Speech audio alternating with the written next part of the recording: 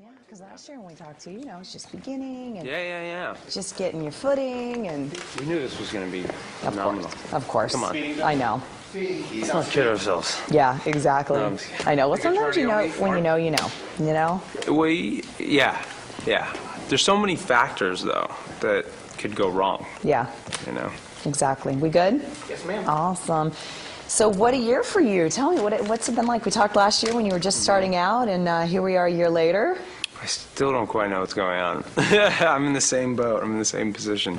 No, yes, it's been quite the ride. I just feel really fortunate that we have a fan base and that people watch this thing and like it. Talk to me this season about what's going on with you and Elena and there's the whole triangle and everything. Yeah, there's a lot of new factors. There's the originals, the werewolves, plot keeps thickening. It's so funny when I talk about Vampire Diaries. If you try to summarize it, it can sound so incredibly campy or so but it's so not, and it just really is that plot driven, and it is so there are so many subplots that you really do have to be a fan and watch the show in order to get heavily involved. But I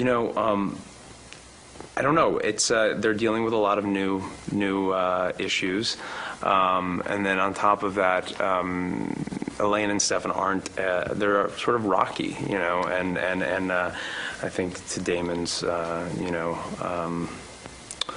Damon's certainly quite happy about that. And I think that Stefan is resorting to a different side. He's not the good guy anymore. And I think we'll explore that as the season progresses. And I think that's just like a shift that happens between Damon and Stefan. They take it's like the yin and the yang. They take the good and the bad, and they just constantly are sort of intertwining in that sense. So I'm thinking we may see Damon a little softer, a little bit, maybe. Yeah, and then it's times. like the minute he gets too soft, he hardens, and it's kind of like, and same with Stefan, it's like the minute he thinks they're happy and everything's great, he has to resort to violence, and it's cool. And flashbacks are my favorite, and so we're going to do some flashbacks and see some dark stuff. Talk about that a little bit, because you already have done a couple of flashbacks. I think, was it the 1800s, I think, and then in Bulgaria. And talk to me a little bit about that, and how cool is that to kind of go to a completely different time? Flew to Bulgaria to shoot it. No, you didn't even fall for it for a second. Started laughing. Because Nina already did that to me yesterday, because I thought it was maybe... Me and Nina, Nina and I, we think alike. Georgia, Bulgaria, it looks the same. Come on. I love it. We have a great costume department and an even better production design. And it's just like, it really helps you just get into this character. The speech, it really, it's really, for an actor, it's like every element is there, and it's also real. It's hard not to just feel like it's fun. It's playtime. It really becomes playtime. No matter how difficult the scene is, you just feel like you're finally like, this is what I wanted to do. I wanted to pretend to be somebody else, and you genuinely feel like you're somebody else. It's kind of incredible. Yeah, fun. And your fans, I was telling the guys yesterday, when you get that demo, hooked. That's it. That's what you need. And you guys have, you hooked him in. And you guys have that demo. Those fans are so loyal. And she was telling me about how she Twitters a lot and Facebook, and how she really connects with her fans. Do you do that? Is that important to you? I don't have Twitter, and it's funny, Twitter's been the subject of conversation on like a daily level, because people are like, why don't you Twitter? Why don't you Twitter? Well, no, why don't you tweet?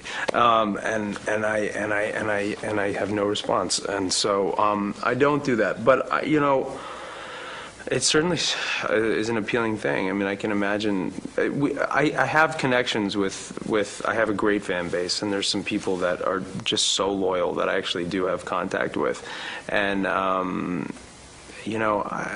just so grateful. And when I walk around, when I'm not working, if I'm out and about and somebody comes up to me, it's great to sort of like they really want to discuss the character with you. You know what I mean? There's some people that are like older, like an older businessman whose daughter watches it and he's hooked now, and he starts talking to me and he's like, so what's going to happen with, and he's naming specific subplots that I'm like, wow, you really pay attention, don't you? That's always nice, you know. And the music's awesome, and it's obviously such a Music's very huge part of the show. Yes. And I'm sure that lots of those songs are bought because of the show, I would imagine, especially with your fans. I pay cash for everything. It's all out of my paycheck. How nice of you. You're so I'm sweet. just a really nice guy. No, it's yeah, they have really good taste. They have really good taste. I actually find that a lot of the songs they play on Vampire Diaries, I usually call after and go, what is that? And then I'll download it because, you know, I'm a sucker like that. I pay 99 cents. I think we all I'm one are. of those guys. I pay 99 cents. You're big time now. You can do it. Good. No big deal. And internationally, it's you know, once it starts creeping out like that, it's like wildfire, and it seems like you guys have it all going on everywhere, which is great because not all shows translate well everywhere. Yeah, no, it's true. Not all shows do translate everywhere, and I love hearing the voice, like in the it's great. In fact, I got a letter from the guy who does my voice in France, I think. It was fantastic. And then I watched the French thing, and I was like, whoa, this is Elena. You know, and I'm not even going to try to do it.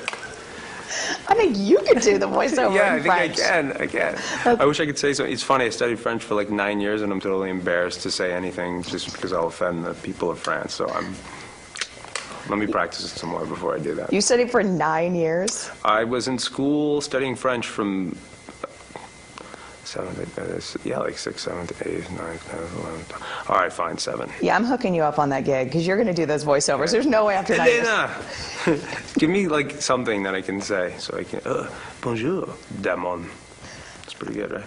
Love it. Perfect. Am I wrapped? Okay, cool. Awesome. Well, it's so good to see you. Yeah. Congratulations.